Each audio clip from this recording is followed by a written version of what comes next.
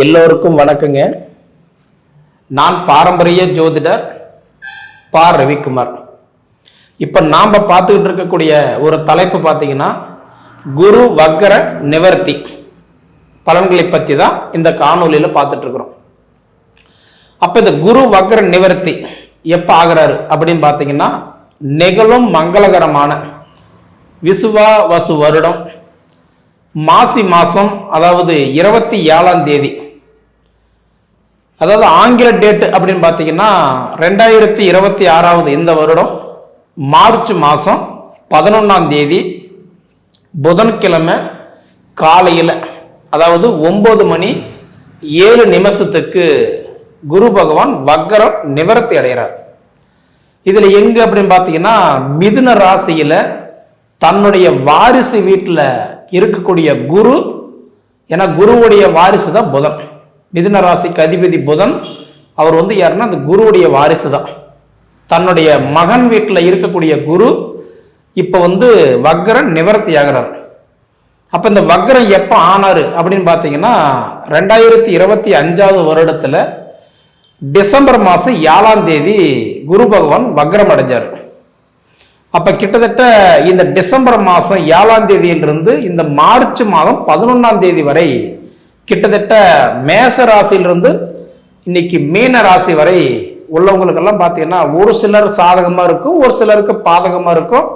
அது நம்ம எப்படி இருக்கும், இல்லை இதுக்கு மேல நம்ம எப்படி இருக்கும் அப்படின்றத பத்தி தான் இந்த காணொலியில பார்க்குறோம்.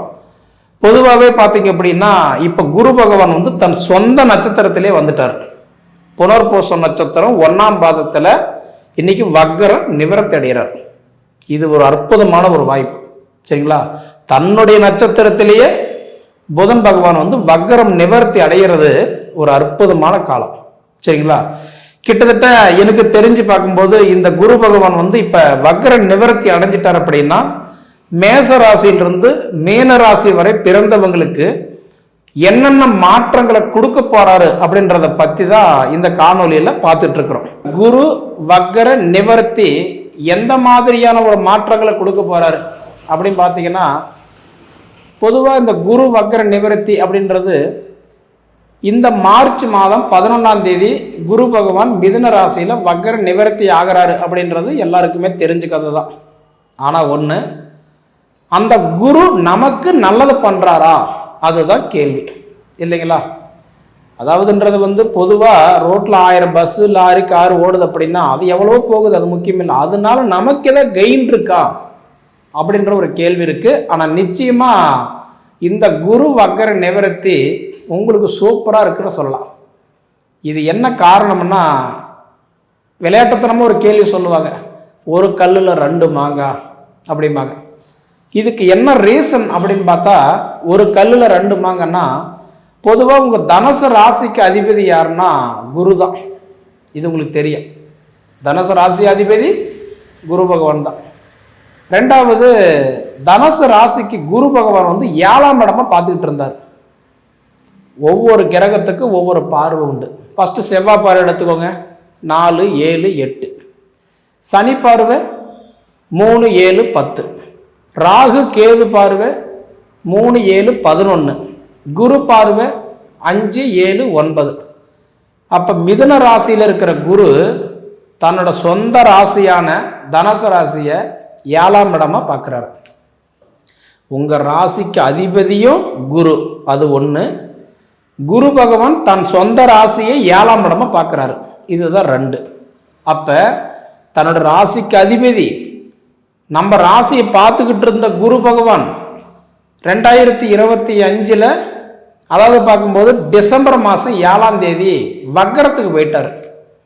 கரெக்டாக 3 மாசமா ரொம்ப மன உளைச்சல் இருக்கிறீங்க.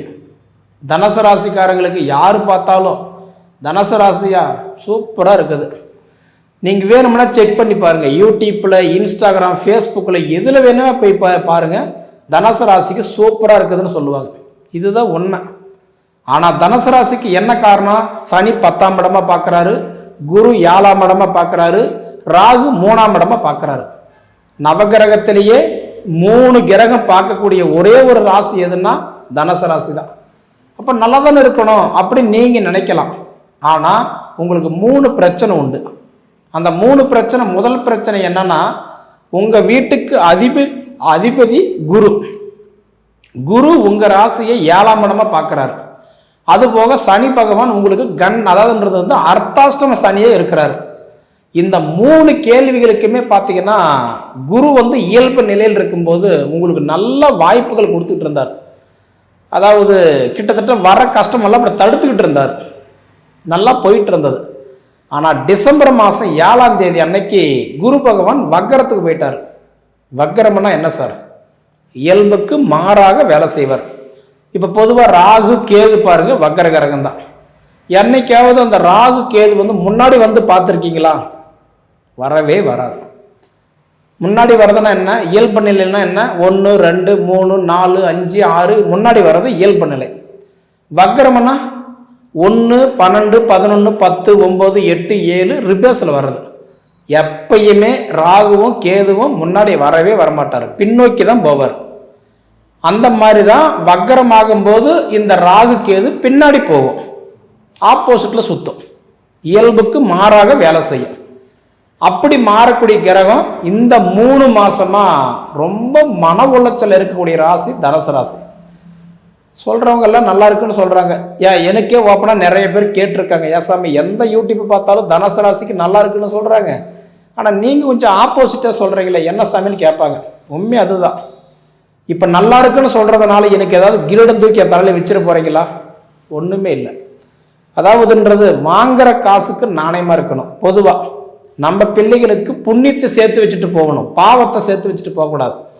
அப்ப குரு பகவான் வந்து பாத்தீங்கன்னா இப்ப வந்து வக்கரத்துல போயிருக்கிறதுனால நான் கரெக்டா டேட்டே சொல்றேன். 2025 டிசம்பர் 7ஆம் தேதியிலிருந்து நிறைய பேருக்கு வேலை பறி போயிருக்கும், வேலையில பிரச்சனை இருக்கும், வீடு கட்டிட்டு இருப்பாங்க பாதியில நின்று போகும், தொழில 4 காசு சம்பாதிக்க முடியாது, வரது தெரியும் போறது தெரியாது, வீடு ஃபுல்லா 4 காசு இருந்த காலம் போய் இப்ப வீட்டுல 4 காசு எங்க இருக்குமோன்ற அளவுக்கு தான் இருக்கும். தொழில் நல்லா இல்லை, வருமானம் நல்லா இல்லை, நிம்மதி இல்லை, போராடிட்டு இருக்கக்கூடிய நேரம். இதெல்லாம் நான் ஏன் சொல்றேன் அப்படின்னா, பொதுவாகவே நம்ம நேரம் நல்லா இல்லை. ஓப்பனா சொல்றேன், அதுதான் உண்மை. நம்ம நேரம் நல்லா இல்லை. 100% இதுக்கெல்லாம் என்ன காரணம் அப்படின்னு பார்த்தீங்கன்னா குரு பகவான். ஏன்னா உங்க ராசியாதிபதியே குரு தான். இப்போ ஒரு உதாரணம், நீங்க ஒரு வீட்டில் வந்து வாடகைக்கு ஒரு வீட்டில் இருக்கிறீங்கன்னு வச்சுக்கோங்களேன். அந்த ஹவுஸ் ஓனர் வெளியில ஒரு அரசியல்ல ஒரு சினிமா துறையில நல்ல ஒரு பிசினஸ் மேனா இருந்தால் உங்களுக்கு ஒரு பெருமை. ஆனா அதே உங்களோட ஹவுஸ் ஓனர் வந்து திருடனா இருந்து இப்ப ஜெயில போய் மாட்டிட்டார் அப்படின்னா உங்களுக்கு நல்ல பேர் இல்லை, பேரும் புகழும் கிடையாது, உங்களுக்கு அந்த சிரமம் உண்டு. அப்ப ரிலீஸ் ஆகிற டேட்டு தான் நான் சொல்ற மாதிரி இந்த குரு வக்கர நிவர்த்தி மார்ச் 11. மார்ச் 11க்கு மேலதான் குரு வந்து கரெக்டான்றத வக்கர நிவர்த்தி ஆகும்போது தான் திருமண தடை உள்ளவங்களுக்கு திருமண யோகத்தை கொடுப்பாரு. நல்லா புரிஞ்சுக்கோங்க. நீங்க எத்தனை வரம் பார்த்தாலும் சரி, எத்தனை பொண்ணு பார்த்தாலும் சரி, செட் ஆகவே ஆகாது. உங்களால அவங்களுக்கு பெனிஃபிட் உண்டு, உங்களுக்கு வந்து பெனிஃபிட் கிடையாது. திருமண வரன் தள்ளி போகும். குழந்தை வரன் பார்த்துட்டு இருக்கிறேங்க, ட்ரீட்மெண்ட் எடுத்துட்டு இருக்கிறேங்க, நிறைய விஷயங்கள் வந்து நான் செலவு பண்ணிட்டேன், கிட்டத்தட்ட குழந்தைக்காக வேண்டி ரொம்ப மன உளைச்சல் இருக்கிறேன்னு சொல்றீங்களா? மார்ச் 11க்கு மேல நீங்க முயற்சி எடுங்க, நல்லது நடக்கும். உடல் உபாதிகள் இருக்குதுங்க, எனக்கு உடம்பே சரியில்லை, நானும் எவ்வளவோ ட்ரீட்மெண்ட் பண்ணி பார்த்துட்டேன், இன்னுமே எனக்கு வந்து ஒரு மன அழுத்தத்தில் இருக்கிறேன்றல, மார்ச் 11க்கு மேல நல்லா இருக்கும். இது போக பார்த்தீங்கன்னா எனக்கு வந்து சொந்த வீடு இருந்த நிம்மதி இல்லை, சொத்து வாங்கியும் கிரமம் பண்ண முடியல, கணவன் மனைவிக்குள்ளாரையும் போராட்டம், நிம்மதி இல்லை, சந்தோஷம் இல்லை, மொத்தத்தில் பார்த்தீங்கன்னா ஏதோ ஒரு சூழ்நிலையில் நான் பறி கொடுத்துட்டு உட்காந்துருக்கிற மாதிரி இருக்கிறேங்க அப்படின்னு சொல்றவங்களுக்கு நான் சொல்றது ஒன்னே ஒன்று தான். மார்ச் 11 வரைக்கும் கொஞ்சம் பொறுமையா இருங்க. மார்ச் 11க்கு மேல அதாவதுன்றத வந்து பார்த்தீங்கன்னா மார்ச் மாசத்துல ஒரு 21 நாள், அடுத்தது மார்ச் முடிஞ்சது அப்படின்னா கிட்டத்தட்ட பார்த்தீங்கன்னா உங்களுக்கு ஏப்ரல் மாசத்துல வந்து ஒரு 30 நாள், மே மாசத்துல ஒரு 31 நாள், 82 நாள் ஆச்சுங்களா? சூப்பரா இருக்க போறீங்க. அது காரணம் என்ன? உங்க நட்சத்திராதிபதி தன்னோட சொந்த நட்சத்திரத்திலேயே வராரு. தன்னோட சொந்த நட்சத்திரத்துலனா புனர்பூச நட்சத்திரத்துல இப்போ 1ஆம் பாதத்துல வராரு, 2ஆம் பாதம், 3ஆம் பாதம், 4ஆம் பாதம், கிட்டத்தட்ட இந்த 82 நாளுமே அவர் சொந்த நட்சத்திரத்திலேயே வந்துடுவார். சொந்த நட்சத்திரத்திலேயே வந்து அந்த ராசியாதிபதி உங்க ராசியை பார்க்கறது இல்லாம 7ஆம் இடமா கலஸ்தர ஸ்தானத்தை பார்க்கறதுனால உங்களுக்கு நிச்சயமா எல்லாமே சக்சஸ் தான். சரிங்களா? அதனால நீங்க பார்க்க வேண்டிய ரெண்டு விஷயம் என்னன்னா, ஒண்ணு நம்ம ஜாதகம் முதல்ல நல்லா இருக்கா. ஒரு விதை போடுறோம் 3 மாசம் 6 மாசம், அதாவதுன்றது விவசாயம் பட்டம் பார்த்து பயிர் பண்றதுக்கே 4 நட்சத்திரம் பார்க்குறோம். இது நம்மளோட லைஃப். அப்ப நம்ம ஜாதகம் பார்த்து தெரிஞ்சுக்கணும் இல்லைங்களா? அப்ப நம்ம ஜாதகம் நல்லா இருக்கா, ஃபர்ஸ்ட் விஷயம். ரெண்டாவது, நம்மளுடைய கிரக நிலைகள் நமக்கு ஏத்த மாதிரி இருக்கா. அரசியலில் இருந்து சாதிக்காதவங்க விவசாயம் பண்ணி சாதிச்சு நம்ம பார்த்துருக்குறோம். கவர்மெண்ட் வேலையிலிருந்து கோடிக்கணக்கில் லட்சக்கணக்கில் சம்பாரிச்சுட்டு இன்னைக்கு கடனில் இருக்கிறவங்களையும் பார்த்துருக்குறோம். கூலி வேலை சம்பாரிச்சு இன்னைக்கு நிம்மதியாக சாப்பிட்டுட்டு இருக்கிறவங்களையும் நம்ம பார்த்துருக்குறோம். முதல்ல அந்த பிரார்த்தம் நமக்கு இருக்கா. ஒன்னே ஒண்ணுதான், நம்ம ஜாதகம் நல்லா இருந்துருச்சுன்னா நம்ம எதை தொட்டாலும் நமக்கு வெற்றியில் இருக்கும். நேரம் கெட்டு போச்சுன்னா ஒரு பிரயோஜனம் இல்லை. நான் சொல்றது நல்லா புரிஞ்சுக்கிடுங்க. அதுக்கு முன்னாடி தனுசு ராசி அதிபதி குரு பகவான் உங்களோட ராசி அதிபதி ஒரு கோயிலுக்கு போய் டைரக்டா, அதாவது தரிசனம் பண்ணிட்டு வந்த கோயில் எது அப்படின்றது உங்களுக்கு தெரியுமோ தெரியாதுன்னு தெரியல.